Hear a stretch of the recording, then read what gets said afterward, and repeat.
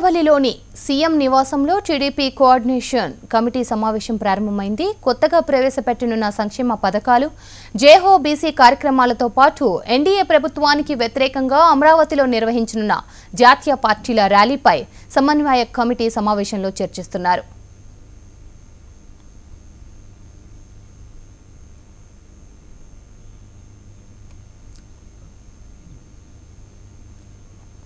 ఇక దీనికి సంబంధించి మరింత సమాచారం మా AP bureau chief Eshwar live లో సిద్ధంగా ఉన్నారు. ఈశ్వర్, చెప్పండి, ఈ భేటీకి సంబంధించిన అప్డేట్స్ ఏ విధంగా ఉన్నాయి? వాస్తవానికి కోఆర్డినేషన్ కమిటీ సమావేశం ప్రతి కేబినెట్ సమావేశం జరిగే రోజు ఉంటుంది. ఇది సాధారణంగా అప్పటి వరకు రాష్ట్రంలో పార్టీ ఎదుర్కొంటున్న పరిస్థితులు కావచ్చు, లేకపోతే రాజకీయ సమీకరణని చర్చిస్తుంటారు. ప్రతి 15 రోజులకు ఒకసారి కేబినెట్ సమావేశం జరుగుతుంది. ఆ రోజు ఈ కోఆర్డినేషన్ కమిటీ సమావేశం అనేది జరుగుతుంటుంది. కానీ ఈ రోజు జరుగుతున్న కోఆర్డినేషన్ కమిటీ సమావేశానికి మాత్రం అత్యంత ప్రాధాన్యత ఉందని చెప్పుకోవచ్చు. ఎందుకంటే ఎన్నికలకు సంసిద్ధమవుతున్న వేళ ఇప్పుడు ఈరోజు ఇక్కడి నుంచే ఎన్నికలకి ఇప్పటికే పార్టీ ఒకవైపు సంసిద్ధమైనప్పటికీ ఇక్కడ చాలా కీలకమైన నేతలు ఈరోజు కేబినెట్ ఈ కోఆర్డినేషన్ కమిటీ సమావేశంలో పాల్గొంటున్నారు.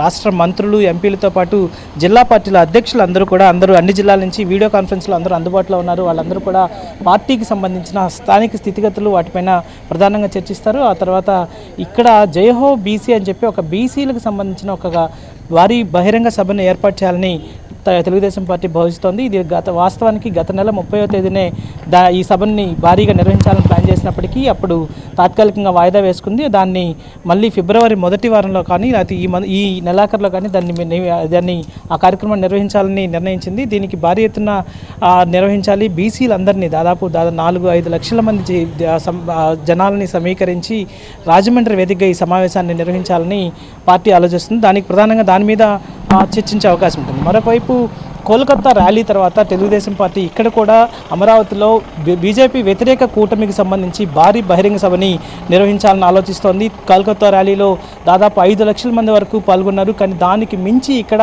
దాదాపు 10 లక్షల మంది వరకు జనాన్ని సమీకరించి ఒక భారీ సమావేశాన్ని ఏర్పాటు చేయడం ద్వారా బీజేపీకి, ఎన్డీఏకి బలమైన సంకేతాన్ని ఇవ్వాలి. వాళ్ళ వ్యతిరేక పవనాలు ఏ స్థాయిలో ఉన్నాయో చెప్పే ప్రయత్నం ఇక్కడి నుంచి జరగాలి.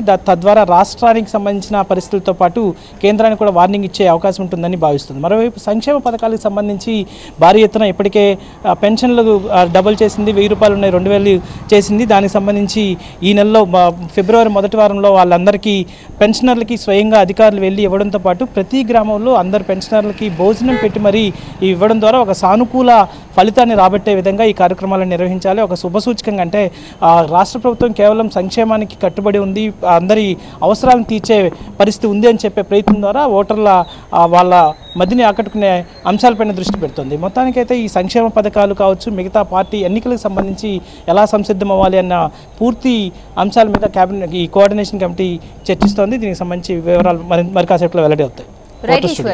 Right, thank you. బులెటిన్లో మరో స్మాల్ బ్రేక్ తీసుకుందాం.